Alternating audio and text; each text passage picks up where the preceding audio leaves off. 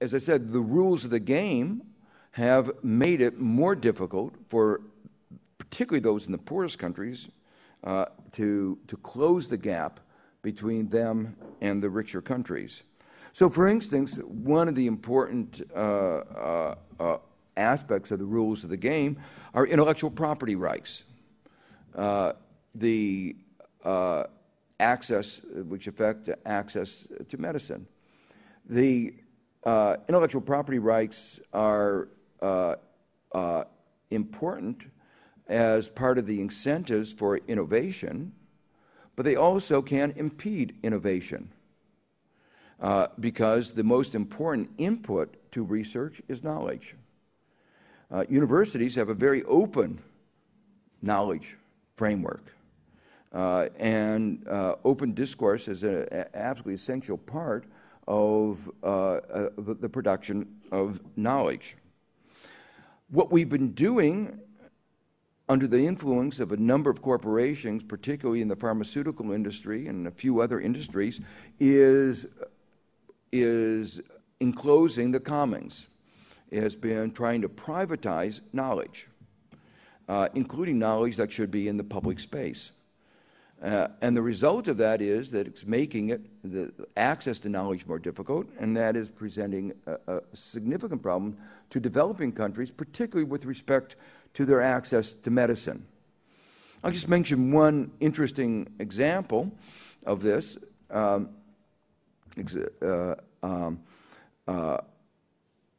of the most important advances in knowledge has been the understanding the human genome.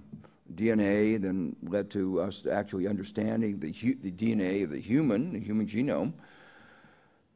That was a global public project to decode the human genome. But while that project was underway, an American company raced to beat them. Almost no social value to that race. That is to say, they got it maybe a day, a month, at most a few months earlier than it otherwise would. Why were they doing this? The answer was they wanted a patent on that gene. Why do they want the patent on the gene? Because you may not think that, how could they patent your gene? But the intellectual property regime in most countries allows that. So they patented this gene. The gene that they patent are the two genes that determine the likelihood of getting breast cancer. If you have those two genes, the probability of having breast cancer is over 50%. So it's really important to know whether you have those genes. This company wants to charge more than $2,000 for every person having that test. There are NGOs, people in the United States who are willing to fund that test for nothing. The cost of the test is very little, but this company insists on $2,000 for every test. Now, poor people in the United States, where we don't have public health, publicly provided health care, can't afford that. And that means they won't be tested, and that means many of them will wind up getting breast cancer and not detecting it until it's too late. This is a critical issue that can be looked at through several lenses. I was involved in a suit at the American Civil Liberties Union that said that this was a violation of civil liberties. They took a free speech, they took a very civil libertarian, and they sued. And the fortunate thing is just a few months ago, they won that suit. But I joined that suit on the economic side and said, well, there's an economics of this. And actually, this kind of intellectual property, this abuse of intellectual property rights, actually not only has adverse effects on access to health care, but also on innovation, and therefore we ought to change the rules. Well, I've been told that I have to stop now. I have a few more minutes. Let me just, there are lots of other problems that can be looked at through the lens of through an economic lens. Let me just mention one more, and that's the problem of global unemployment. In a way, it represents a real example of the way the market economy is not working in the way that it should. I began with a story that the standard models that a few political leaders believe, say that there's no such thing as unemployment. After all, demand equals supply. If demand equals supply for labor, that means there's no unemployment. Well, the fact is there are millions out of work. In the United States now, 1 out of 6 Americans who would like a full-time job cannot get one. So we have a massive social and economic problem. We have a world in which there are huge unmet needs, global warming, global poverty, and yet we have resources that are idle, people who want to work, capital that's not being used. Again, something is not working right in our economic system. Economic theory has explained, we understand how we can do something about that. I mentioned before the stimulus. Those countries like Australia that had good stimuluses, China, avoided the worst of these consequences. In the United States, we had a stimulus. It was too small. It worked. Had it not been for the stimulus, our unemployment would have been even higher. But because it was too small and because it was not well enough designed, we wound up with a high unemployment rate that I mentioned. Economics and social problems are intertwined. When I mentioned the unemployment rate, I mentioned that it was an average number. But if you look at particular groups, the unemployment rate is even worse. And what we are doing now is creating economic and social problems for the future. Among Afro-American youth, the unemployment rate is over 50%. That is a prescription for serious problems in the future. Well, let me just conclude that with a general remark, which is actually economics is having a very large role in public discourse in all kinds of areas. The problem is a lot of what is called economics is not economics. It is more ideology, a religion. Economic science has explained that markets often don't work, problems of imperfect information. But in spite of that, there remain some people wedded to, you might call it 18th century ideas that Adam Smith's invisible hand, people in the pursuit of self-interest are led as if by an invisible hand to the well-being of society. Probably the most important, influential idea in economics. It has a grain of truth. But once we recognize the problems that I've discussed, problems of what economists call externalities, market failures, problems of information, agency, corporate governance, what we realize then is the reason that the invisible hand often seems invisible is that it's not there. And that those who say, let the market take care of it, in some cases they're right, but in many of the key cases that are a source of public policy, they're wrong. And that there is a need for markets. No economy has ever been successful without markets, but no economy has been successful relying just on markets. Unfettered markets brought the global financial crisis. Unfettered markets resulted in innovations that have led millions and millions of Americans to lose their homes.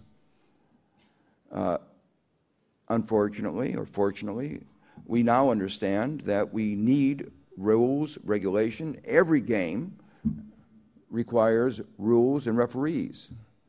And that's also true of the economic game. And so the lesson, the perspective that I hope I can, looking at this through an economic lens, is to say that addressing these global problems are going to require regulations, role for government, a balanced role of government. Markets are going to play an important role, but relying just on markets will not provide a solution to the major global challenges the world is facing today. Thank you.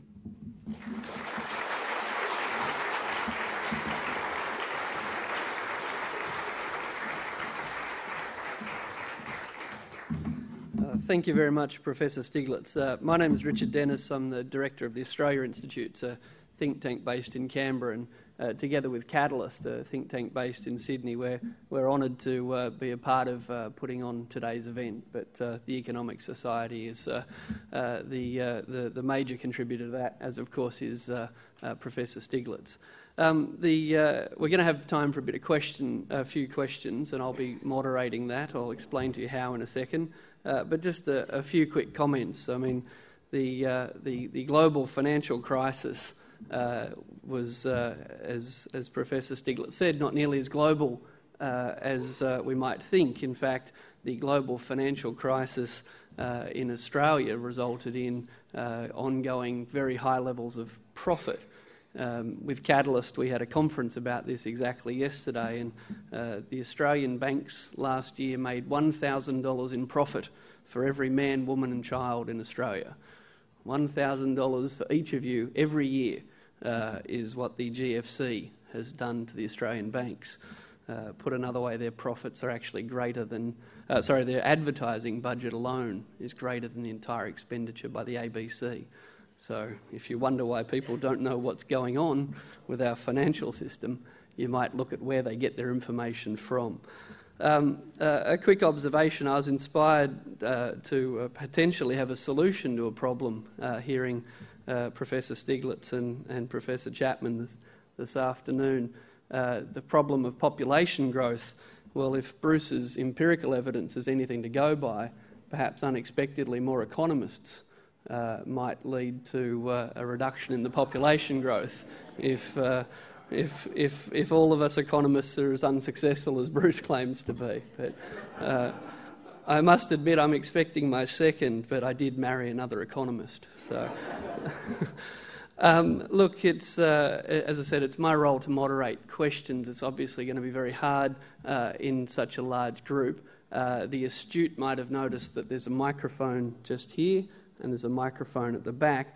So if you would like to ask a question of Professor Stiglitz, please politely barge over the top of all the people sitting between you and the microphone, and we will get through as many as we can. I'll take the opportunity to ask the first question, however, so if you do want to make your way to the microphones, and apologies to the people upstairs, we only have two. But I'll kick it off with what might be a simple question, and that is, when it comes to the issue of climate change, the economics are simple. We teach our first-year students what to do when there's a market failure such as an unpriced externality. It's hardly rocket science to suggest the price for pollution should be greater than zero. Firstly, why do you think that around the world governments who pride themselves on their great economic management fail to listen to first-year economics? And secondly, or part of that, why do you think economists are so optimistic that we don't really have to worry about climate change because inevitably incentives will fix it for us? Okay. The first question actually is fairly, there's an obvious and very simple answer, and that is that even if society as a whole is obviously better off doing something about global warming, getting the incentives to economize, innovation, there are special people, there's special groups that are worse off. Let me just mention one other way of thinking about that, which is it always makes more sense to tax bad things than good things. So that if you have a choice between taxing labor savings or taxing pollution, obviously you get a 2-for-1. If you tax pollution, you not only raise the revenue, but you discourage the bad activity. as opposed to taxing labor, where you want to encourage people to work, or savings, you want to encourage people to save. So the notion that it is desirable to tax something like the environment, tax something like global carbon dioxide emissions, seems almost obvious. The reason, obviously, is that nobody likes to pay taxes. And so it would lower the profits of oil companies, coal companies, and the basic principle of life is that everybody believes that somebody else ought to be paying taxes, or paying the cost. So the incentives to fight this, particularly when you were mentioning how much money the financial companies make. In the United States, the financial companies, the banks, have 5 lobbyists for every congressman, and made hundreds of millions of dollars of contributions, and that's why it's been very hard to have financial sector regulation, though every economist understands the need for better regulation, particularly after the global financial crisis. So this is really, in my mind, a fundamental problem of democratic processes. How do you overcome the special interest? Let me give you one other example that some of you may have heard about. Almost every economist thinks that it makes that the resources of a country should belong to the citizens, and that the revenues, the rents associated with that, should accrue for public purpose. Your government proposed a way of collecting that revenue, a resource tax, a mining tax, which, without talking about the details of the tax, the basic principle is one that would be supported, I would say, by almost any economist. Obviously, you have to make sure that the businesses who make the investment get an appropriate return on their capital and on their risk-taking and on their technology.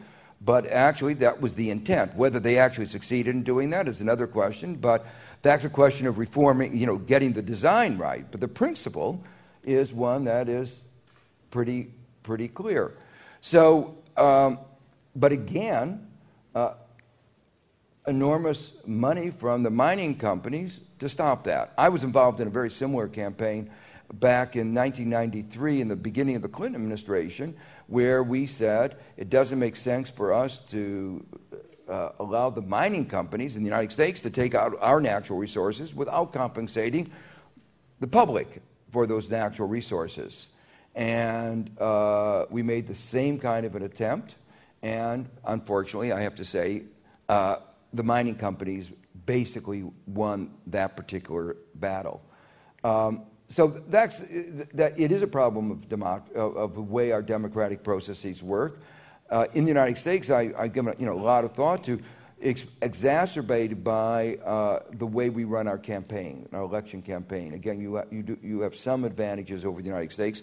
Running a campaign in the United States is very expensive, and that gives the large corporations with lots of money a big advantage. And it's been made worse by a recent Supreme Court decision that restricts the ability to restrict campaign contributions.